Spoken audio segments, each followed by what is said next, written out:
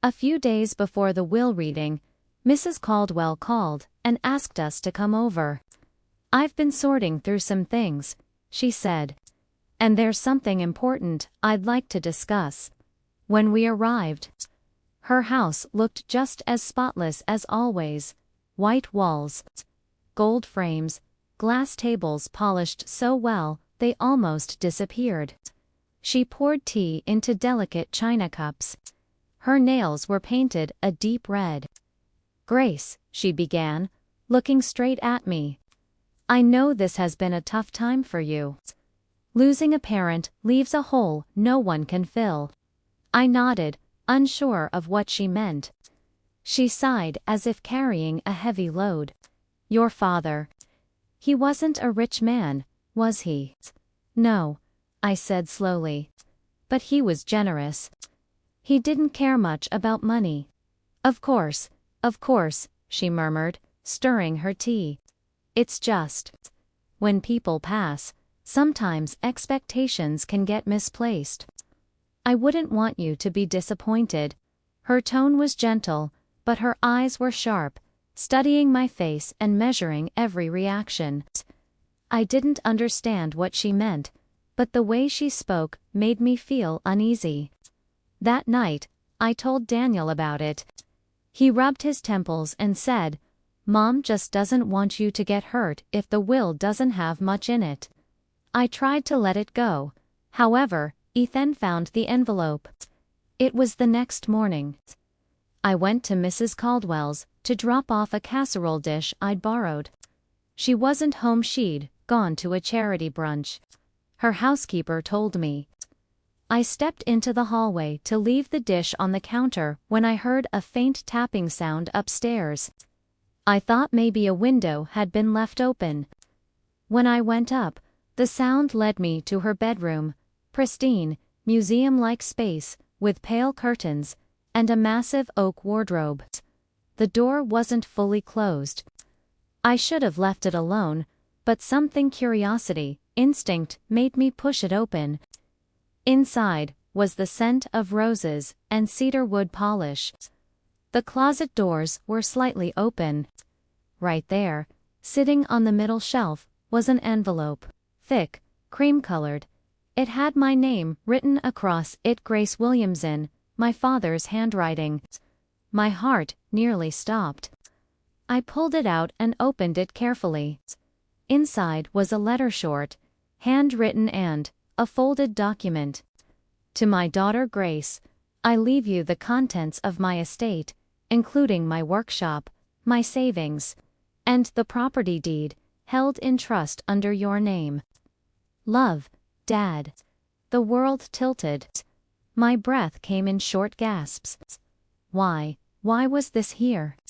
Before I could process anything, I heard the front door open downstairs, her voice echoing through the hall. "Grace, is that you?" I froze. The letter trembled in my hand. She walked in moments later, her eyes flicking from the open closet to the envelope I held. Her face turned pale, then stiffened into a smile. "Oh, Grace," she said softly. "You weren't supposed to see that." My mouth went dry. What is this doing here?" This was from my father. She sighed as she walked toward me, every step careful. "Yes, dear. I was keeping it safe." I gripped the paper tighter. "Safe? From who?" Her eyes glimmered. She had that same look she always had when she was about to say something that would hurt. "From yourself." I stared at her, unable to grasp what I just heard. "From myself," I repeated, my voice shaking. "What does that even mean?"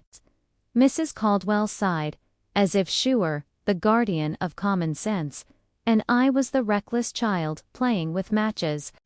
"Grace, your father was a kind man, but he wasn't practical. He didn't understand how the world works. You're young, emotional, and frankly, not experienced with finances." I felt heat rising in my chest. "So, you decided to hide my inheritance in your closet." She didn't flinch. I decided to protect it. Daniel and I talked about it, and we agreed it would be safer with me until you were ready.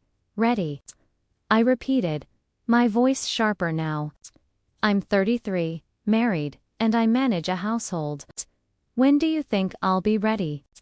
Her lips curled slightly, that polite smile she used to dismiss me without actually saying it. When you've proven you can make good financial decisions. Something inside me snapped. This isn't about money, I said quietly. This is about control. Her eyes hardened, the warmth fading away. I think you should leave, Grace, she said. Before you say something you'll regret. I walked out of that house, shaking. The letter, my father's last words, burned in my hands. When I got home, I laid it on the table, staring at it as if it could explain itself. A few hours later, Daniel came in, loosening his tie, looking exhausted. Your mother had my inheritance, I said without preamble. He froze. What? I found it in her closet. A letter from my dad. A document. Everything he left me. He ran a hand through his hair, muttering under his breath, Grace. Listen, Mom just wanted to keep it safe. She didn't mean don't, I said, cutting him off. Don't you dare defend her. You knew, didn't you? He looked away. That was all the answer I needed.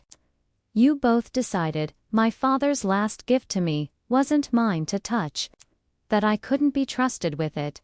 Grace, please, he said softly, his voice shaking. It wasn't like that.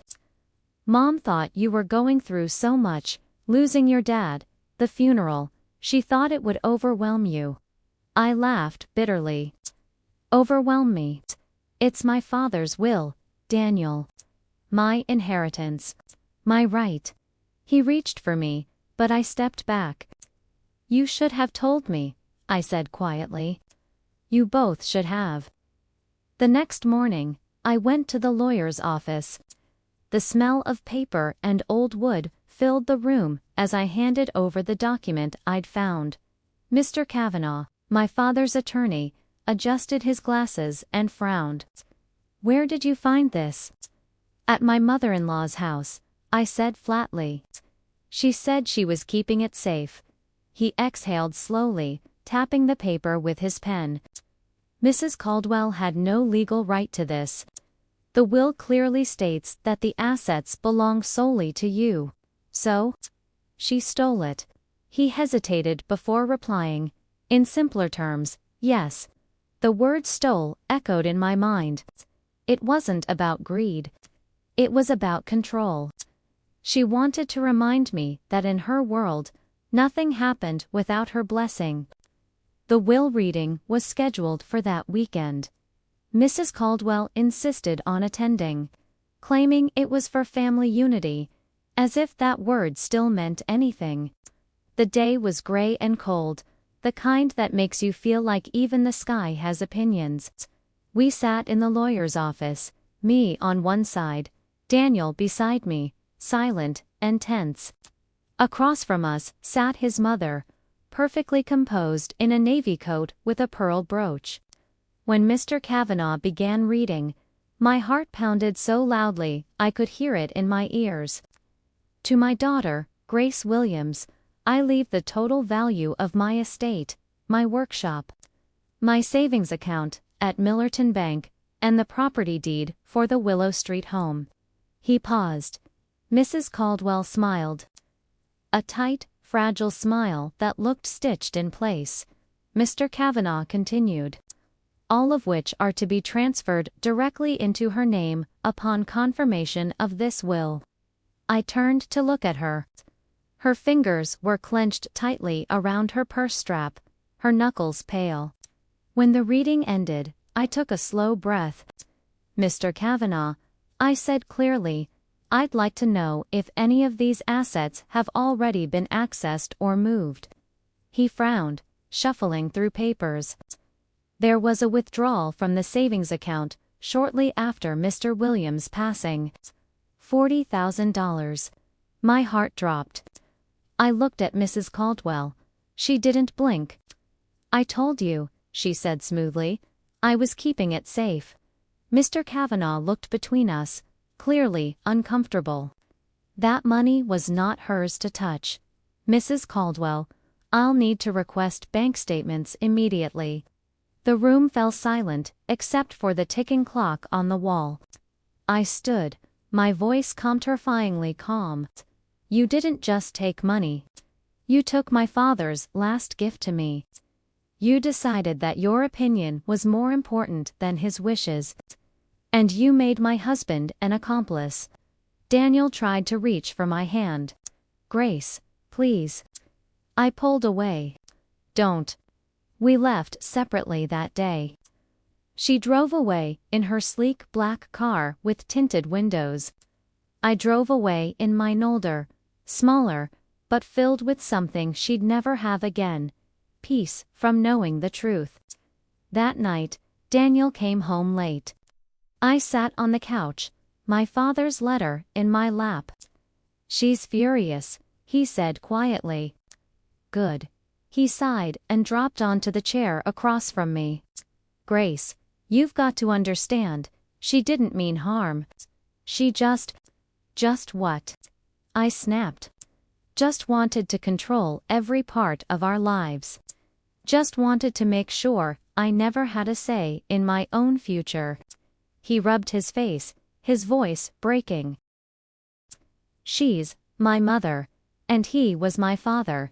We sat in silence for a long time after that. The distance between us felt wider than the whole room. In the days that followed, things began to unravel. The lawyer confirmed what I already suspected: the money had been moved into one of her family trust accounts. Legally, it was theft. But the worst part, she didn't even apologize. Instead, she sent a message through Daniel: Grace is making a fool of herself.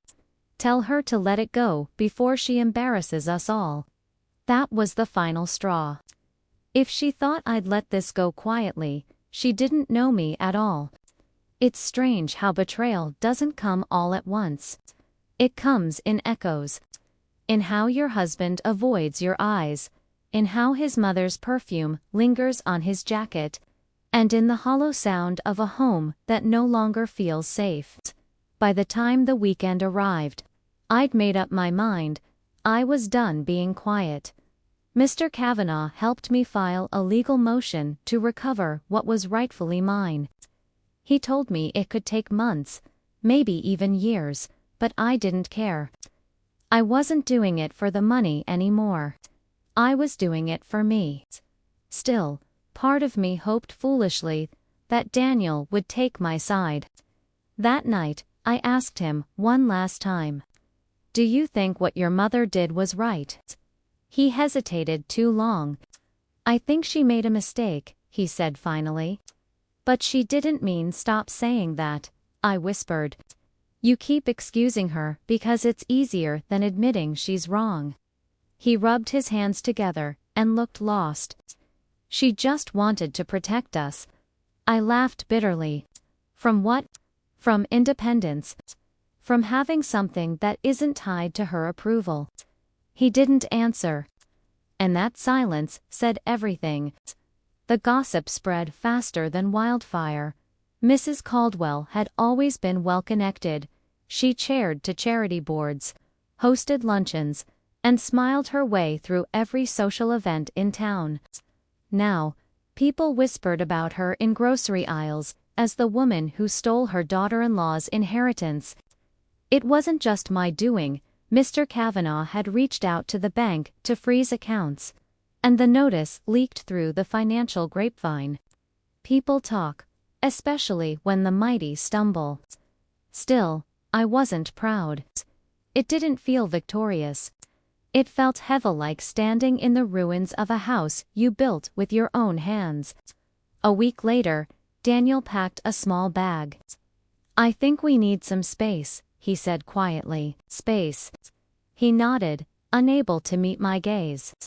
"You've been angry all the time. It's too much. I wanted to explain that it wasn't anger, but hurt. I held back my words and just nodded. Go, I said. Take your space. Maybe when you come back, you'll understand who you're married to and who you're protecting. He left that night. In the stillness that followed, I rediscovered something I had forgotten: the sound of my own thoughts. The house was quiet, but not empty. My father's workshop keys lay on the table, the metal cold against my palm. I went there the next morning. The old workshop smelled like sawdust and varnish, just as I remembered. Sunlight streamed through the windows, illuminating the fine dust floating like glitter.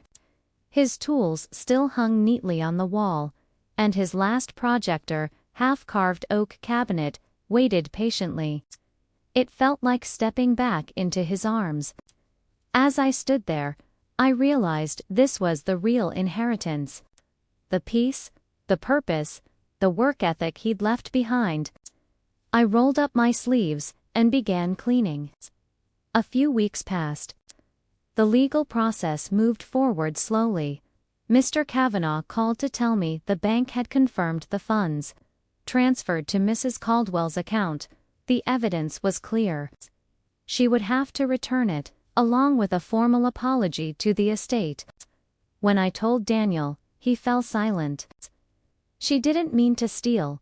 She moved my inheritance into her account and lied about it, I said. What would you call that? He didn't respond. On the day of the court hearing, the air was thick with anticipation. She arrived wearing pearls, her chin raised, pretending none of it mattered. I sat quietly in a simple black dress, my father's ring on my finger. When the judge asked her to explain, she flashed that same infuriating smile. I was safeguarding it, she said. Grace has always been emotional. I feared she might misuse the funds. The courtroom fell silent. I stood, my hands shaking slightly. Your Honor, I said, with all due respect, my emotions don't make me irresponsible. They make me human. What she calls safeguarding was really control. She decided that a grown woman didn't deserve her own father's trust.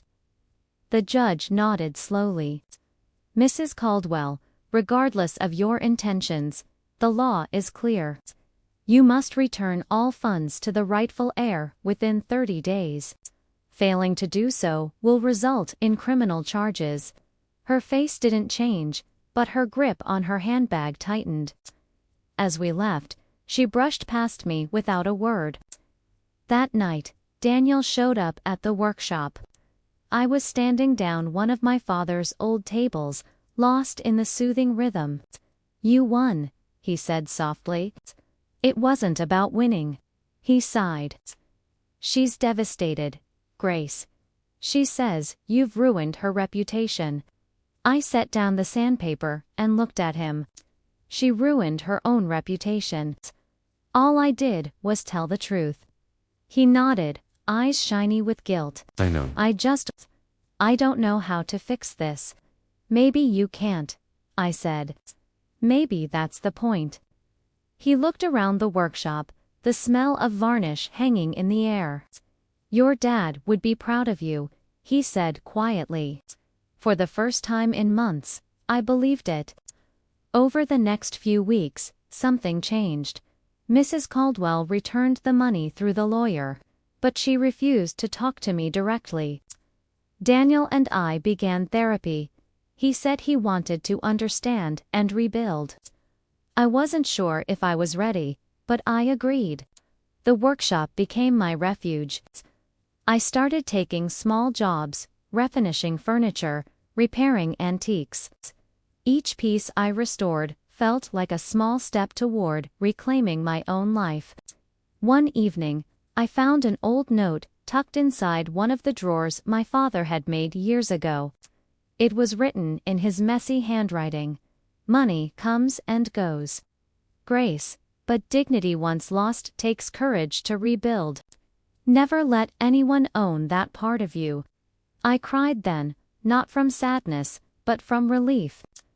A month later, I received an invitation in the mail. It was from Mrs. Caldwell. A simple handwritten note. Dinner, Sunday, let's talk. I almost didn't go. But something inside, curiosity, maybe Grace told me I should. When I arrived, she seemed smaller. Not physically, but quieter. Her house felt colder, emptier. Grace, she said softly, gesturing toward the table. I owe you an apology. It wasn't dramatic. It wasn't long. But it was sincere. I thought I was helping, she said. But I see now. I was just afraid of losing control. I'm sorry. I nodded. Thank you. She hesitated. Can we start over? I looked at her, the woman who had caused me so much pain, and for the first time, I didn't feel anger. I felt tired. I don't know if we can start over, I said honestly. But maybe we can move forward. She smiled faintly. I'll take that. When I left her house that night, the air felt lighter. The moon hung low, pale and forgiving. I realized then that forgiveness isn't about forgetting, it's about choosing peace over bitterness. After that dinner, life began to settle, not perfectly, but honestly. There was a quiet calm in the house again, though silence still carried echoes of what had been said and done. Daniel moved back home slowly, like a man testing cold water before diving in. We didn't talk much about his mother, the court, or the money. It wasn't avoidance anymore, it was exhaustion. We had both bled enough from those wounds. But one night, while sitting on the porch after dinner, Daniel finally spoke. She keeps asking about you, he said softly. I took a sip of my tea. About me, or about her reputation? He smiled faintly. Maybe both. Then his tone turned serious. She's been different, Grace. I don't know what you told her that night, but she's quieter, less sure of herself. I think you scared her. I shook my head. No, life scared her. Losing control scared her. I just stopped playing along. He nodded slowly. And what about us? Have we stopped playing along, too? I looked at him for a long time before I replied. That depends on whether we start listening to each other, for real this time. The following weeks brought small but meaningful changes. Mrs. Caldwell began visiting the workshop. Not often, only once every couple of weeks. She never stayed long. She'd stand in the doorway, her designer shoes covered in dust, her eyes following the furniture like she was seeing it for the first time. Once, she ran her hand across a finished table and whispered, "Your father's work was beautiful." It was the first genuine compliment I'd ever heard from her. I smiled faintly. Thank you. He used to say, Wood remembers kindness. She looked at me, her eyes softening. Then I suppose I've got a lot of mending to do. Word spread in our small community about what had happened, about the inheritance, the court case, and the reconciliation that followed. At first, people whispered. Some pitied me, others admired me, but I didn't care for either. What surprised me most was how many women came to me quietly, their eyes wet with their own stories, money hidden, trust betrayed, respect denied. One woman, a young mother from the church, took my hand after a service and said, "You made me realize I'm not crazy for wanting to stand up for myself." That moment stayed with me. I started a small weekly circle at the workshop, nothing formal. Just tea, biscuits, and stories. We called it the Willow Circle, after my father's old home. We talked about everything: grief, money, control, and, little by little, I saw in them what I'd once sought in myself: courage. but not everyone forgave is. Daniel still struggled with loyalty and guilt. Some nights, I'd find him sitting in the dark living room, scrolling through old photos of him and his mother. "I wish it hadn't gone this way," he said once. "I hate that it took something like this to make her see what she'd become." I sat beside him quietly. Sometimes people don't change until they lose the power to keep others small. He nodded, his voice low. "And what about us? Are we still small?" "No," I said. "We're learning how to stand." Months later, on a crisp autumn morning, I received a letter from Mrs. Caldwell. Not an invitation, not a demand, just a simple letter. "Grace, I've been thinking about what it means to protect someone. I thought control was the same as care. I see now that it's not. I want you to know that I vetinated in your father's name to fund apprenticeships for young women learning woodworking. Maybe it's a small thing, but I hope it's a start. Marion." I sat at the workbench, reading it over and over until the words blurred. She had finally done something, not for power, but for peace. I felt something loosen inside, meal, like a rope finally being untied. By spring, the workshop had become more than just my refuge. It was my livelihood, my sanctuary, and in some strange way, my redemption. Daniel helped me register it as a small business. We named it Willow and Daughter, a nod to both my father and the roots that had survived all the storms. The first time we opened our doors officially, the air was filled with the scent of fresh varnish and new beginnings. Women from the circle brought flowers. Even Mrs. Caldwell sent a small bouquet of lilies with a card that read, "For strength and grace, two things I'm still learning from you." I cried when I read that. Not because I forgave everything, but because it meant she was trying. Later that evening, as the sun dipped below the horizon, Daniel and I stood in front of the workshop together. He slipped his hand into mine. "Do you ever wish it hadn't happened?" he asked quietly. I thought about it for a long moment. The sleepless nights, the courtroom stares, the humiliation, the anger, the grief. Then I shook my head. "No," I said softly. "Because it taught me who I am when I stop asking for permission to exist." He looked at me with that same quiet admiration I hadn't seen since the early years of our marriage. "You've changed," he said. "I've grown," I corrected gently. "There's a difference." A few days later, Mrs. Caldwell visited the workshop again. She looked frailer this time, but calmer. She handed me a small wooden jewelry box.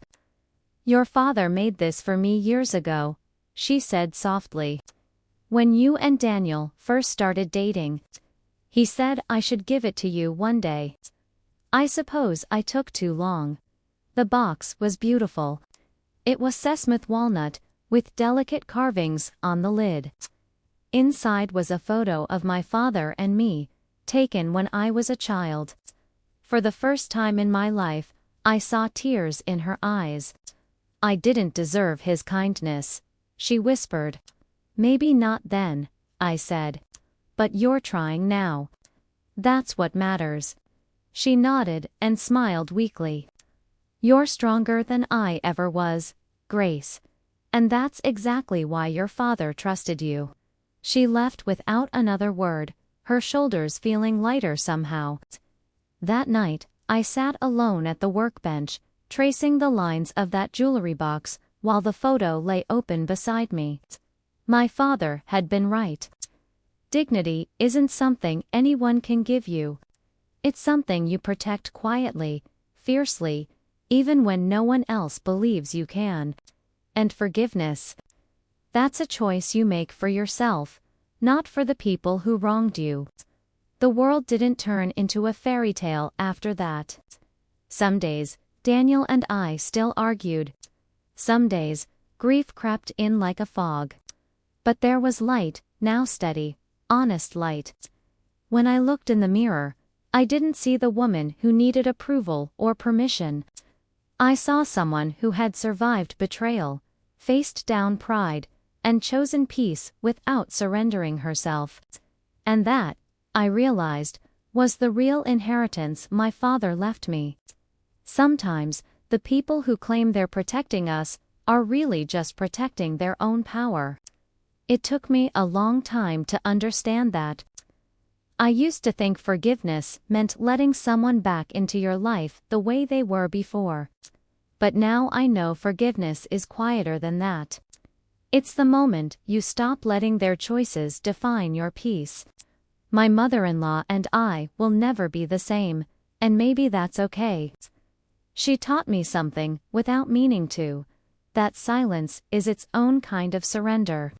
And my father taught me how to stand back up, even when the floor gives way beneath you.